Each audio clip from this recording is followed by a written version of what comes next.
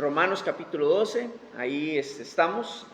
Hoy vamos a terminar el capítulo, de estudiar el capítulo, entonces vamos a orar para iniciar. Señor, te damos gracias nuevamente en esta mañana por tu amor y tu bondad, por tu fidelidad. Gracias por tu palabra que nos has dejado para poder conocerte, para poder, Señor, admirarte y poder aplicar los principios que tú nos has dejado para que nuestra vida en esta tierra, Señor, sea agradable a ti, Señor. Sea para alabar y exaltar tu nombre, Señor, en todo. Te damos gracias, Señor. Por favor, ponemos en tus manos, Señor, y toma nuestros pensamientos, todo nuestro ser. Bendito Rey, toma control de todo, Padre Celestial, y por favor, glorifícate a través de tu Espíritu Santo, a través de tu palabra, Señor, y úsanos para poder ser llenos, Señor, de ella, saturarnos de tu palabra y poder, Señor, aplicarla en nuestras vidas, que es lo más importante, más allá del conocimiento, Señor, la aplicación de este, Señor, para que podamos reflejar tu amor, reflejar tu carácter, Señor, como cuerpo de Cristo, como tus hijos. En el nombre de Cristo Jesús oramos. Amén y amén. Muy bien, estamos en el capítulo 12 y Pablo ya ha venido dando un fundamento acerca de lo que él está enseñando en este capítulo y todo lo que era hacia donde resta el libro, ¿verdad? Hasta el capítulo 16, que básicamente Pablo está explicando, está expresando acerca de cómo debe ser la vida del creyente. ¿Cuál es la voluntad de Dios? Muchas veces nos preguntamos, pero ¿cuál es la voluntad de Dios para mi vida? ¿Cuál será la voluntad de Dios? ¿Qué será lo que Dios quiere que yo haga? Muy bien, Pablo en los primeros 2 versículos nos habla acerca de esto. Dice, versículo 1, vamos a repasar un poco antes de tomar nuestro estudio en la sección que vamos a estudiar hoy. Dice, así que hermanos, os ruego por las misericordias de Dios, que presentéis vuestros cuerpos en sacrificio vivo, santo, agradable a Dios, que es vuestro culto racional. Quiero enfatizar esto, recordar esto, porque es necesario que lo tengamos impregnado en nuestro corazón y en nuestro entendimiento. Cuando Pablo habla acerca de os ruego por las misericordias de Dios, es que Pablo está rogándole, está pidiéndole a los hermanos de la iglesia que se acuerden de cada una de las misericordias de Dios. Hagan memoria de todo lo que yo les he escrito en los 11 capítulos anteriores, acerca de la gracia, de la bondad de Dios, de la justicia de Dios, de su misericordia, de que ahora son adoptados, ya no están huérfanos, de que han sido injertados para adquirir y disfrutar de las bendiciones espirituales que Dios ha dado a su pueblo. Recuerden todo esto y entonces se darán cuenta que su culto racional, o sea, lo más razonable que usted puede hacer es entregar su vida a Dios como un sacrificio vivo, o sea, consagrar su vida a Dios. Y le está hablando a la iglesia porque probablemente muchos de ellos están aún lidiando, como nosotros, con la lucha entre la carne y el espíritu, con debilidades. Cuando habla acerca de entregar nuestro cuerpo como sacrificio vivo, está haciendo referencia al sacrificio del Antiguo Testamento, pero lo que pasa es que en el Antiguo Testamento el sacrificio usted lo traía básicamente, valga la redundancia, sacrificado, ¿verdad? Muerto. Tenía que partir el cordero, derramar la sangre. Pero Pablo está aludiendo a esto para que podamos tener la idea de que en lugar de que haya un derramamiento de sangre, nuestra vida, nuestro cuerpo físico, nosotros lo presentemos a Dios y que se quede en el altar de Dios, vivo, o sea, que viva ahí, delante de la presencia de Dios, consagrado para Él. Y que todo lo que nosotros estemos lidiando con nuestras debilidades, con el orgullo, con nuestros pensamientos, con nuestro estilo de vida, que todo lo traigamos delante de Él y que permanezca ahí. Lo que pasa es que muchas veces tomamos nuevamente el control y nos salimos del altar de Dios y comenzamos a controlar nuestra vida nuevamente. Pero el enfoque de Pablo es, recuerden toda la gracia, la misericordia de Dios, y verán que lo más razonable para usted, para su vida, es que entregue completamente su vida a Cristo. Él tiene control de todo. Sus pensamientos son de bien, no de mal. Habite en la presencia de Dios, buscando la santificación, la santidad en Dios. Esto no quiere decir que sea perfección, pero sí que en el momento que estamos lidiando con el pecado, podamos venir en arrepentimiento y saber de que el Señor nos limpia, nos lava, y continuamos buscando la santidad. Ajustarnos a los estándares que Él está plasmando en su palabra para nosotros. Ahora el versículo 2 dice, no os conforméis a este siglo, o sea, no encajen en este siglo, en este mundo, sino transformaos. La palabra transformaos es metamorfosis, o sea, un cambio de forma. Transformados o cambien la forma de su entendimiento, la renovación de vuestro entendimiento, porque cuando usted cambia la forma de su entendimiento, o sea, su manera de pensar y su estilo de vida, entonces vas a comprobar cuál sea la buena voluntad de Dios, agradable y perfecta. ¿Y saben dónde encuentra usted la voluntad de Dios? Aquí. No tiene que esperar que Dios le diga, haga esto, haga lo otro. No, lea su palabra. Si usted va y se sumerge en la palabra de Dios, encuentra cuál es la voluntad de Él. Es así de sencillo, no tiene que esperar que le ilumine algo, una luz o una señal. El Señor nos habla a través de su palabra. Y esto nos habla de un Dios personal que quiere guiarnos y nos ha dado un manual de vida, pero que tenemos que dejar de buscar y comenzar a aplicar en nuestra vida lo que dice la palabra de Dios. Entonces, ¿cómo podemos comprobarla? No dice buscarla, dice comprobarla para aplicarla, saturándonos con la palabra de Dios. Y por eso la necesidad de que cada creyente, no solo el pastor, estudie para el sermón, sino que cada creyente tenga la capacidad de poder estudiar la palabra de Dios. Que cada creyente, porque todos lo necesitamos. Todos necesitamos estar capacitados para estudiar la palabra de Dios. Porque Él nos quiere hablar a todos, nos quiere guiar a todos, quiere una relación personal con todos. Y no a través del pastor, ni a través de ninguna otra persona. Quiere de una manera personal, individual. Entonces, habiendo puesto este fundamento, Pablo, hacernos comprender de que acerca de esto es la voluntad de Dios, consagrar nuestra vida a Él y que seamos transformados en nuestra manera de pensar y de vivir, comienza entonces una lista de exhortaciones acerca de cómo debe vivir el creyente. Y habla primeramente acerca de los dones del Espíritu. ¿Cómo se deben de ejercer los dones del Espíritu? Porque hay diferentes miembros dentro del cuerpo de Cristo. Cada quien tiene diferentes habilidades, capacidades, gustos, etc. Pues eso no es coincidencia, no es casualidad. Dios te creó y te diseñó de esta manera porque Él quiere usarte a través de estas cosas que Él ha puesto en ti. Y dentro de esas cosas encontrarás cómo encaja uno de los dones del Espíritu, o varios dones del Espíritu. Pero, en el versículo 3, Él hace una advertencia en la segunda parte. Dice que no tenga más alto, cada cual que está entre vosotros, que no tenga más alto concepto de sí que el que debe de tener. No piense de sí con cordura, conforme a la medida de fe que Dios repartió a cada uno. O sea, manténgase en humildad. Si el Señor te está usando, gloria a Dios. Manténgase en humildad, los pies bien puestos sobre la tierra. Es más, sus rodillas sobre la tierra, rendidos completamente al Señor, consagrados para Él. No pensando que porque el Señor te ha dado un don y te está usando de cierta manera, te hace más que otra persona. Todos valemos la sangre de Cristo.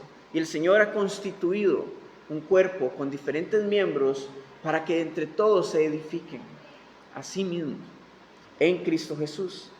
Luego de esto vimos semanas anteriores acerca de que el amor es el fundamento de la vida del creyente. Un amor no fingido, un amor sin fingimiento, o sea, sin hipocresía, sin máscaras, sino que un amor verdadero, real, genuino. Y la palabra que se utiliza acá es ágape, haciendo referencia al amor de Dios. Por lo tanto, usted no puede crear, no puede pensar de que nace en usted este amor, sino que es Dios quien pone este amor, su amor, en cada uno de nosotros, para poder ejercer los dones del Espíritu, para poder animar a otros, para poder edificarnos entre nosotros, pero también, y ahí es donde vamos hacia la sección de hoy, que nos va a hablar acerca de cómo debe ser nuestro carácter, nuestro comportamiento con los de afuera, con aquellos que no pertenecen a la familia de Dios. Y ahí está el reto, porque el Señor mismo en los evangelios, en Mateo, Él dice, ¿qué beneficio tiene que ames a tu prójimo? Tienes que amar también a tus enemigos. Entonces, esa es la línea de Pablo, hacia donde él está guiándonos ahora en esta sección, al final del capítulo 12. Versículo 14 nos dice, bendecid a los que os persiguen, bendecid y no maldigáis. En aquel tiempo, la vida del cristiano, no de título, sino que verdaderamente el cristiano genuino, era una vida muy complicada a la que hoy tenemos en día. Porque había persecución por parte principalmente de los judíos. Recordemos la iglesia de Hechos en Jerusalén. Fueron perseguidos. Recordemos también cada uno de los viajes de Pablo. Lo expulsaban de las sinagogas. Y buscaban cómo crear grupos de persecución en contra de Pablo y los seguidores de Cristo. Pero también la iglesia a la que Pablo está escribiendo está situada en el corazón del Imperio Romano, el corazón de una cultura pagana completamente. Por lo tanto, iban a sufrir persecución. No solamente física, sino también emocional, psicológica. Iban a atentar en contra de la fe de cada uno de ellos. Pero también los falsos maestros iban a perseguir también, buscar cómo desestabilizar la iglesia. Pero Pablo, ahora, es difícil pensar, póngase usted en el lugar de ellos, ver a un hermano de la iglesia o a un familiar siendo azotado, siendo apedreado, siendo asesinado por causa de su fe. Porque la tendencia humana no es de amar en primera instancia, sino es de buscar su propia justicia. Pero Pablo está diciéndole con propiedad, bendecid a los que os persiguen. ¿Por qué con propiedad? Pablo persiguió a la iglesia. Y luego fue perseguido por unirse a la iglesia. Entonces él conoce ambos bandos. Ahora, algo que debemos de aprender también es que la persecución no debemos de tomarla personal, porque no es con usted. Vea, usted puede ir a cualquier lugar sin hablar de Cristo, sin expresar su fe, y usted va a tener buenas amistades, buenas relaciones, hablar de trivialidades de la vida, etcétera, política, lo que sea. Pero en el momento que usted comienza a hablar de su fe, ahí comienza a gestarse un conflicto de confrontamiento al pecado de la otra persona o de quienes estén escuchándolo. Entonces, no tiene que tomarlo personal. Pablo, cuando persiguió a la iglesia, el Señor, ¿qué fue lo que le dijo? Le dijo, ¿por qué me persigues? Porque lo personal no es con la persona, sino que el Señor se lo toma personal cuando es algo acerca de sus hijos. ¿Es fácil? No, pero para todo lo que vamos a continuar viendo, tenga presente esta frase bíblica. Para Dios todo es posible. Cuando usamos esta frase, para Dios todo es posible, o no hay nada imposible para Dios, muchas veces lo aplicamos para cuando estamos financieramente o materialmente mal, o cuando estamos en enfermedad, o cuando alguien está en peligro de muerte, etc. Pero para Dios no hay nada imposible de poner y derramar su amor en nosotros para bendecir a nuestros enemigos. Usted en sus fuerzas posiblemente diga, ¿cómo voy a bendecir y cómo voy a amar a esta persona que solo está buscando el mal para mi vida? Que es continuamente el jefe en el trabajo, el compañero que está serruchando en el piso, etcétera, que está murmurando, el hermano de la iglesia que está en murmuración. ¿Cómo voy a poder amarlo? Bueno, para Dios no hay nada imposible. En Él todo lo podemos, porque Él es nuestra fortaleza. No solo en momentos débiles de sufrimiento, no. En estos momentos también, cuando nos toca tomar la decisión de amar y de bendecir a aquellos que persiguen nuestra fe, que buscan cómo desestabilizarnos en nuestra fe, que buscan cómo señalarnos continuamente porque creemos en Cristo, y que buscan cualquier argumento para dirigir su ataque hacia nosotros. Pablo nos dice, bendecid a los que os persiguen. ¿Sabe? Y esta sección usted la puede ver paralela en las palabras del Señor en Mateo capítulo 5, capítulo 5, 6 y 7, en el monte de las bienaventuranzas, que Él habla acerca de cómo debe vivir el creyente.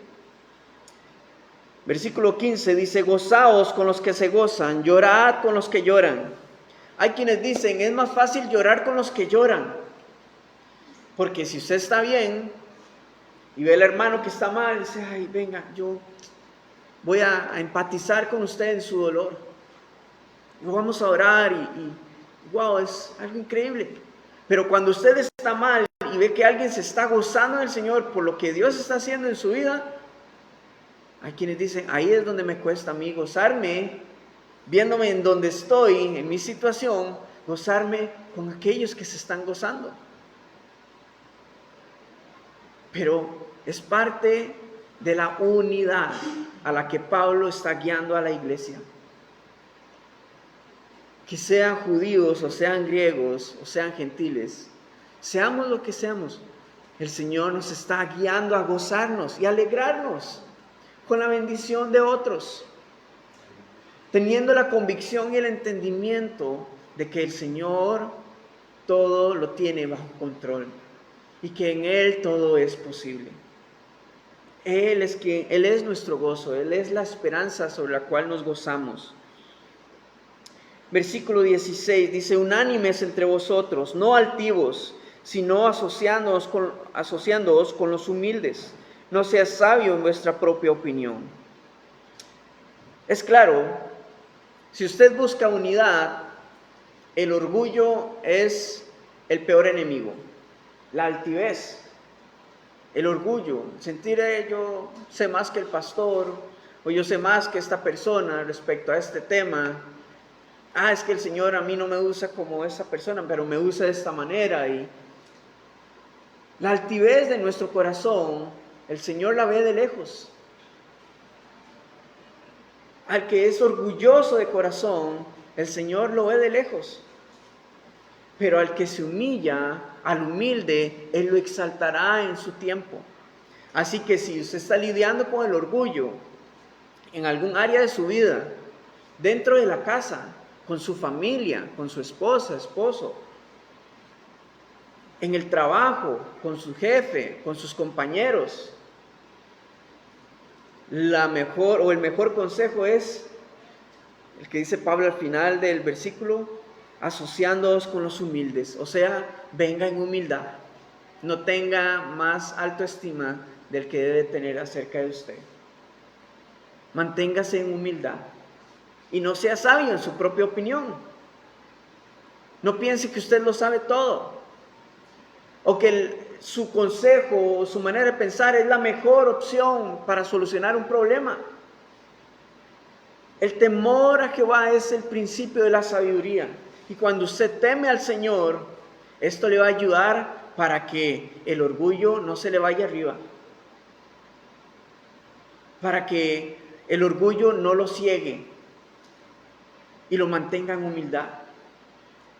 Y más bien, en lugar de buscar exigir que se tome en cuenta su opinión o que se concrete su opinión, más bien usted, en el temor del Señor, venga delante de Él y presente todo eso.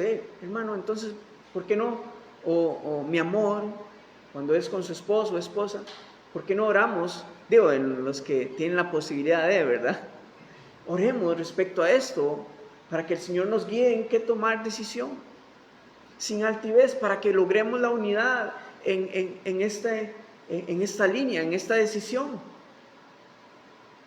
de cómo criar a nuestros hijos, a qué colegio, a qué escuela va a ir, si vamos a tomar esta oportunidad de trabajo, que haya unanimidad. Esto lo estamos aplicándolo en nuestras familias, pero también como iglesia, Por eso, una y otra vez, yo les he comentado a ustedes, la iglesia no es acerca de mí. Todos estamos aprendiendo y todos estamos creciendo, porque el pastor también es oveja del Señor y necesita del Señor. Tenemos diferentes roles, diferentes funciones dentro del cuerpo de Cristo y necesitamos ser edificados unos a otros. Pablo está abogando por la unidad, al igual que el Señor, porque Él es la cabeza. Entonces, esa debe ser nuestra dinámica dentro del cuerpo de Cristo.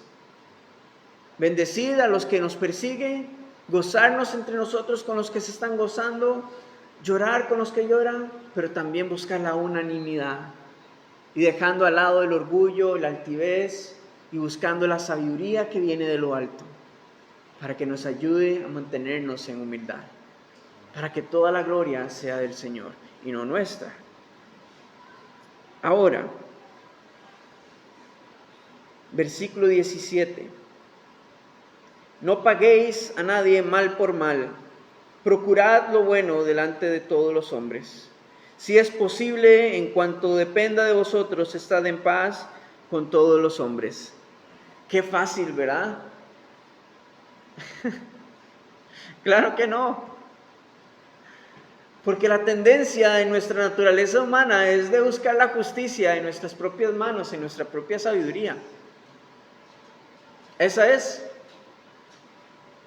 lo que pasa con el ser humano. Y recuerden, Pablo se lo está hablando a la iglesia, no a no creyentes. A lo que Pablo está aludiendo acá es a una ley del Antiguo Testamento que está en Levítico, que es la ley del talión. Y el Señor también habló acerca de esto en Mateo capítulo 5. Ojo por ojo, diente por diente. No, ya no les digo que esta es la ley, sino que la aplicación en Cristo, en mí, es que no paguéis a nadie mal por mal. Más bien procuren hacer lo bueno delante de todos los hombres. Esto es difícil, hermanos. Por eso es que solo en Cristo podemos hacerlo. Porque para Él no hay nada imposible. Solo Él nos puede dar la sabiduría, la paciencia, la misericordia y la gracia que necesitamos para poder expresar a otros su amor, su verdad, su sabiduría. Por eso les decía, esta es la buena voluntad de Dios, agradable y perfecta. Cuando aplicamos y proyectamos el amor de Dios a otros por medio de nuestras acciones, no solo con palabras, no solo porque oramos, sino que con nuestras acciones demostremos que verdaderamente El amor de Dios ha sido derramado en nuestros corazones. No pagando mal por mal, procurando hacer lo bueno delante de todos los hombres. Y está hablando acerca del testimonio que debemos de dar a los demás. ¿En quién tenemos el mayor ejemplo de esto? En nuestro Señor Jesús. Él no pagó mal por mal, aunque podía hacerlo. Y peor, tenía el poder, la autoridad, tenía los argumentos, las excusas, pero Él se mantuvo en mansedumbre, mostrándonos que lo mejor que podía hacer era mostrar su amor, su bondad, su justicia, o sea, su misericordia a los demás. Y eso es lo que nos enseñó. Lo vemos también aplicado en la iglesia, en los hechos. Lo hemos aplicado en la vida de Pablo, en cada uno de sus discípulos y en los diferentes creyentes que tenemos en el Nuevo Testamento. Cómo buscaron reflejar la cultura de Cristo, su amor, su bondad, su misericordia, teniendo en cuenta de que del Señor es la venganza. Y no con deseos de venganza, sino de saber de que el Señor todo lo tiene bajo control. Y Él va a proveer, ¿saben? Él va a proveer para nuestras vidas cuando necesitamos, no solo financiero y materialmente. Él va a proveer la paciencia, el momento, va a proveer su protección. Él provee todo lo que necesitamos, ¿saben? Nuestra parte es aplicar su palabra, por más difícil que sea. Ahora, gracias a Dios, en el versículo 18, no dice nada más, estad en paz con todos los hombres, porque no depende solo de mí, depende también de la otra persona. Y no estamos hablando solamente en la calle, con el jefe, con personas externas a nuestra familia, sino también dentro de la casa. Es algo muy difícil y yo creo que el Señor, al conocer nuestras debilidades, al conocer nuestra carne, nuestras debilidades por el pecado, sabe que su consejo es súper aplicable. Era lo más sabio, lo más misericordioso para nosotros. En cuanto les sea posible, en cuanto dependa de ustedes, busquen estar en paz con todos los hombres. Pero para poder estar en paz, primero usted tiene que conocer la paz y estar en paz con Dios. Porque si usted no está en paz con Dios y el pecado está dominando en su vida, por más de que usted sea creyente, no creo que en sus fuerzas vaya a poder estar en paz con los demás. Porque entonces la altivez, el orgullo y muchas otras cosas se van a salir. Y toda su basura de pecado va a salir. Y lo menos que va a estar es en paz con los demás. Pero el Señor es grande en misericordia. Por eso nos invita a conocerlo a Él primeramente. Y estar en paz con Él. Cuando Él nos llena de su espíritu, porque en Él todo es posible, Él nos ayuda con su sabiduría a saber cómo poder estar en paz con los demás. Y esto involucra a saber cuándo confrontar a una persona, cómo hacerlo, en qué momento y lugar, cómo exhortar a un hermano o hermana de la iglesia respecto a ciertas cosas, prácticas, etc. Cómo corregir a nuestros hijos, en qué momento, de qué manera, cómo predicar el evangelio en medio de la evangelización, cómo, cuándo y con quién hacerlo, para evitar las vanas palabrerías, para evitar los conflictos,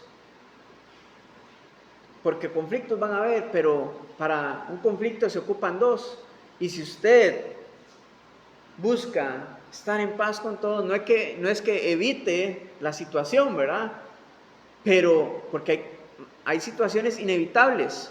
Pero en cuanto usted dependa estar en paz y llevar sabiamente esa situación, gloria a Dios, porque es poner en práctica el amor no fingido del Señor. no aparentar de que usted, ay, sí, usted es muy santo y muy devoto al Señor. No, es verdaderamente mostrar y aceptar tu parte y buscar la reconciliación en medio de los conflictos. Ahora, si usted sabe que una persona está ajena a escuchar acerca de la palabra de Dios, no insista con sus palabras. Muéstrele la gracia, la misericordia y la bondad de Dios por medio de los dones del Espíritu, la hospitalidad, del amor de Dios, el amor fraternal, sin fingimiento. Hay maneras en las que el Señor nos va a dar la sabiduría en cómo poder hacerlo, pero por eso es necesario estar cercano a Él y saturarnos de su palabra, porque aquí están nuestras herramientas.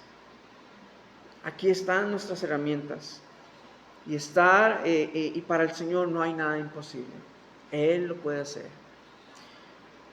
Ahora, de manera de conclusión de Pablo en esta sección acerca de cómo debe ser nuestro trato hacia aquellos que buscan hacernos el mal, aquellos que se consideran nuestros enemigos, no que nosotros los consideremos a ellos, ellos mismos se consideran enemigos por causa de la fe. Pablo escribe, versículo 19, no os venguéis vosotros mismos, amados míos, sino dejad lugar a la ira de Dios, porque escrito está, mía es la venganza, yo pagaré, dice el Señor. Así que todo debe estar delante del Señor. Ponga cada situación delante de Él. Permítele al Señor hacer su obra, porque, ¿sabe? Si usted toma venganza en sus propias manos, es el peor error que podemos cometer. Es el peor error, por todo lo que conlleva. Después te va a tocar venir, arrepentirte, buscar la reconciliación, humillarte. No que esté mal, pero es lo que pasa. Pero en cambio, cuando usted deja todo delante del Señor y busca su refugio en Él, por más difícil que sea, el Señor va a tomar en cuenta estas cosas y buscará su justicia, aplicar su justicia, sea en esta tierra o en su venida, o en el día del juicio. Yo preferiría que aplique su justicia durante este tiempo, porque su justicia, recordemos, es la gracia y la misericordia para los hombres, para aquellos que han buscado hacernos el mal, que nos han perseguido. El Señor, no espere que el Señor los vaya a asesinar o vaya a hacerles algún mal, no. Él siempre va a buscar el corazón de la persona para restaurarlo. Y vamos a ver por qué al final. Así que en versículo 20, si tu enemigo tuviere hambre, dale de comer. Si tuviere sed, dale de beber. Pues haciendo esto, ascuas de fuego amontonarás sobre su cabeza. Esta última frase está refiriéndose a una tradición del Medio Oriente, que cuando una persona quería arrepentirse, disculparse de manera pública, lo que ponía en su cabeza, no directamente sobre la cabeza, porque si no se iba a quemar, pero ponían algo y sobre eso ponían un pequeño sartén con brasas encendidas. Y esto iba a transmitir calor, enrojecimiento en el rostro, su oración. Y era una manera pública de demostrar que estaba arrepentido, que estaba disculpándose con aquellos a quienes les habían hecho mal, con quienes había actuado de una manera errónea, agresiva, abusiva y de una manera incorrecta. Entonces Pablo está aludiendo a esto, no que verdaderamente vaya a suceder, sino que la vergüenza y la pena de esta persona a la hora de disculparse iba a ser aún mayor por la manera en la que te ha tratado, sabiendo de que tú le has tratado con gran amor, con gran gracia y misericordia. Para mí esta es la venganza del Señor. No que yo disfrute que los que se consideran mis enemigos vengan y me digan, ay, pastor, perdón por esto. No. Eso yo lo disfruto, pero de una manera buena, de que el Señor trajo convicción al corazón. No de que, yo le dije, yo sabía que iba. No, de eso no se trata el amor del Señor. Se trata de un amor restaurador. Y por eso nos invita, nos llama a que podamos hacerle bien a nuestros hermanos en Cristo, pero también a aquellos que no conocen al Señor. Porque esto va a provocar que el amor de Dios sea transmitido a través de nuestras acciones hacia los demás. Este debe ser el comportamiento del cristiano. ¿Usted cree que es posible poder vivir de esta manera?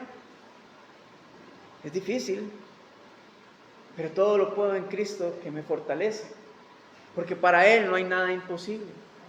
Él es quien puede poner ese amor, puede poner el querer como el hacer en cada uno de nosotros. Así que el ánimo es de que si el Señor le está hablando en esta mañana, a través de estos versículos, tenemos que comenzar a tomar acciones en esta semana. Porque tenemos el conocimiento, ahora vamos a la acción.